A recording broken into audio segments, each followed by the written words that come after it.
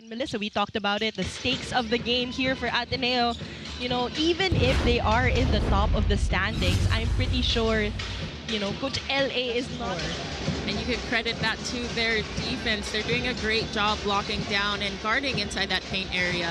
Oh, but just while we mentioned the free throw, or rather the field goal, Rachel Lacayanga gets that 3 in, the first field goal of our Wednesday game day.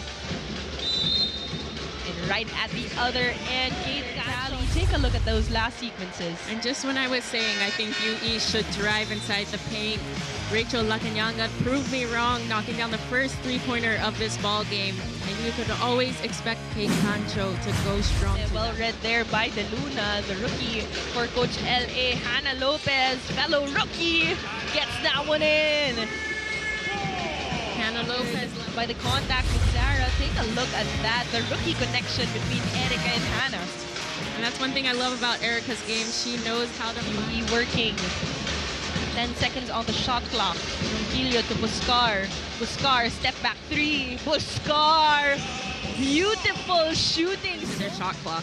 And on the other end, they force a turnover on Ateneo. But take a look at that. So that's a long 2, not a 3. And a great read coming off of that screen. She saw that Kate Cancho gave her that. Provides here for UE. On the other end, De Luna rolls it out. Gracie trying to do that cleanup job, doing some big man duties there. Finding your own knack there, and that's what Gracie excels at. Her body is just so in shape, and she's quick. And she, on top of that, she has that back. Ateneo getting a lot of open three-point attempts here in this game today. That is already their 6th. Keza doing everything on her own. UE doing a great job at finding looks, what the defense is giving them, whether that's a three-point attempt or a mid-range jumper. And Buscar in this game today. And I think it's very obvious also, if you have a 2-time MVP in your roster, that's going to be the strength of this team. And it's going to be a 13-7 scoreline here in favor of Ateneo. The block there by Casey De La Rosa. Owani on the other end, and you talked about this, Melissa. Every time Kai Owani gets going, good things happen to Ateneo. UE has left Kai Owani wide open multiple times, and that time Kai makes them pay. And Kate Cancho able to... That was our score. Another disruption here by the Ateneo defense. This time, Malagar drains that.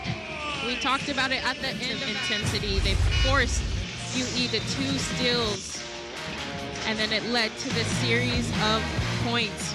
First, the three-pointer from Kai Owani, Kate Cancho diving through the UE defense, and then the last possession, Camille Malagar able to knock down that three-point shot. Bit of a run now. Oh, Casey De La Rosa, great feed there by Kate Cancho. I noticed how it's other players outside of Casey De La Rosa that have been stepping up, and this was a great find by Kate Cancho. Great assist. Ali.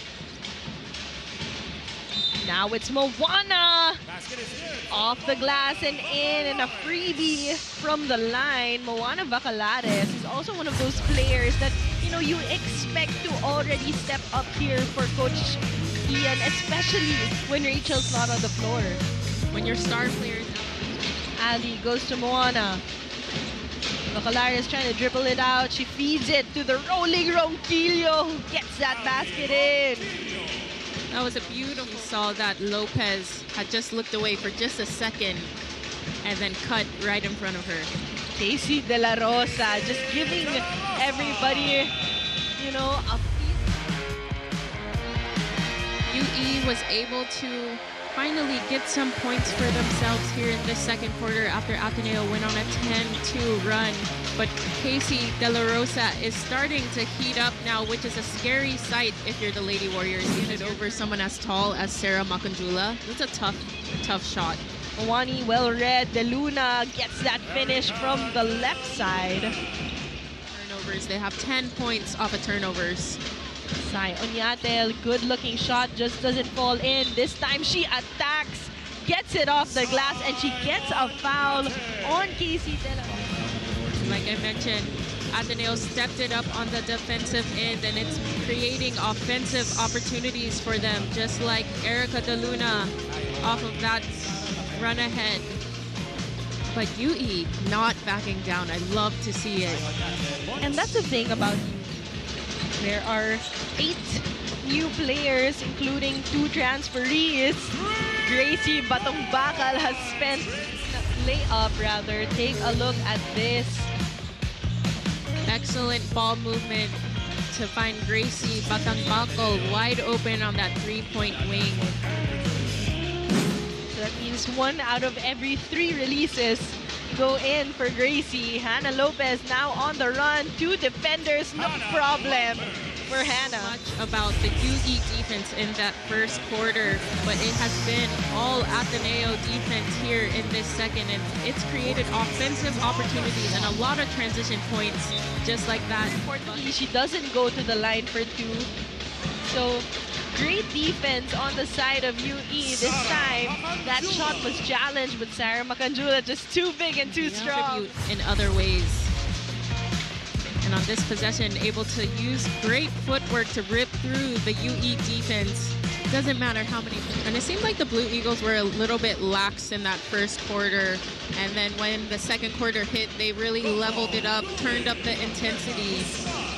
But then underneath, just the miscommunication on that last one. But look at this, the defensive stop, and on the other end, converting off of that assist. And that is what worked so well. Lots of time on the clock, but a turnover was forced by the Ateneo defense. Hannah Lopez, a lot of bodies again in front of her. They're able to get a win over UST because they went up against NU. But look at this, Ali Ronquillo off the mark. Converting off of those turnovers. You work so hard on defense. You want to reward yourself on forcing those turnovers. And I find so interesting as Casey De La Rosa gets that basket. Nung una, as Casey just bodies Rachel. No foul called. That trap. Forward pass. Cancha on the run. Sets up De La Rosa. And a beautiful finish. Almost automatic there for Casey. If I see her dunk, we can end the ball game. Kenza Buscar answering back. I think I'd be speechless if we saw Casey. I'd either be speechless. Coach Ellie pa-request naman. Yeah, but look at this. Ateneo just finding the open man, able to set up Casey De La Rosa, and a great finish, a soft touch there by De La Rosa. And the awareness by Casey not to come down with that ball, but to go straight up because they were at a UE. In the cusp of making it, of finally getting a win. They just need to connect together, just like how Hannah Lopez connects from long distance. Hannah Lopez couldn't clean up. They're fighting for that possession. Ateneo secures it. Batong Bakal this time gets that one in. He needs more players who can contribute. They don't want to rely on just 1 or 2 players. As Sai Onyate gets a beautiful finish despite the contact there. Look at the way that Sai Onyate is just confident in this ballgame. And you talked about it. That game against LaSalle activated something here for Sai. And we see that confidence carrying over into today. I mean, just look at that shot. I don't know how she got that to go in. Sabay-sabay silang maglaro ng maganda. I mean, Sai and then Rachel and then passes like that. Look at the connection between Rachel and Coco. You know, and the key pieces of UE just working here against Ateneo. Take a look at that. And it's interesting that UE is actually behind in fast break points. 10-0 run here by UE. Ateneo trying to cut that. Erica De Luna does exactly. It was her that was that spark that really lit up the Lady Warriors. And don't look now. The foul, but still get the finish. But before that, take a look at this. Erica De Luna doing the same thing that UE has been exploiting. And then on the other end, it's heaven for the Lady Warriors. Attacked at 96.57, and the second place finisher was Carl Antingo with 89. Which is why Casey is currently the front runner. Erica De Luna again. Another basket in for her. And you know, that's what I like about Erica. She's so sneaky. She's not flashy. But Casey is. Casey obviously is. But you know, Erica just does the dirty work, the intangibles, things that she needs to do as a rookie. And one thing I love about De Luna feeding into De La Rosa. Great read there on the side of UE. That was from Ramos. going back to that previous possession, this is something we didn't see a lot in the first half. That high-low action, getting that entry pass to Casey De La Rosa. Forward pass to Sai. Sai losing it. Erica attacks, and that's automatic there for De Luna. Has been shining here in today, so the players are proving they could step up in the absence of Rachel Latanyanga. And despite UE's record this season, they've had so much growth. They are actually challenging teams Against NU and UST. So Ateneo's goal right now is just to win every other game moving forward, because you want to... More time to create highlights. Olivenza from underneath. Basket is good for Olivenza. Blowing by her defenders, getting that finish, just couldn't get it in. Battle for the loose ball favors Ateneo. Her bag. So that's the reason why Casey De La Rosa, I mean, she's just on another level at this point, as Keza Buscar gets that one in. You can see that they're still fighting for every single possession.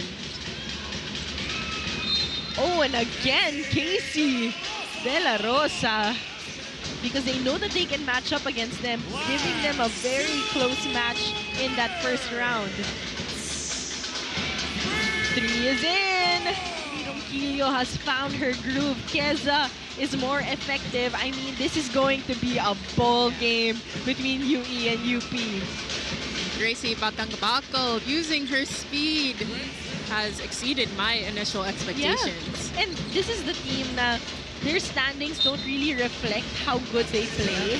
You know, it's similar to struggle in that first quarter. They were able to make those adjustments and go back to their usual form.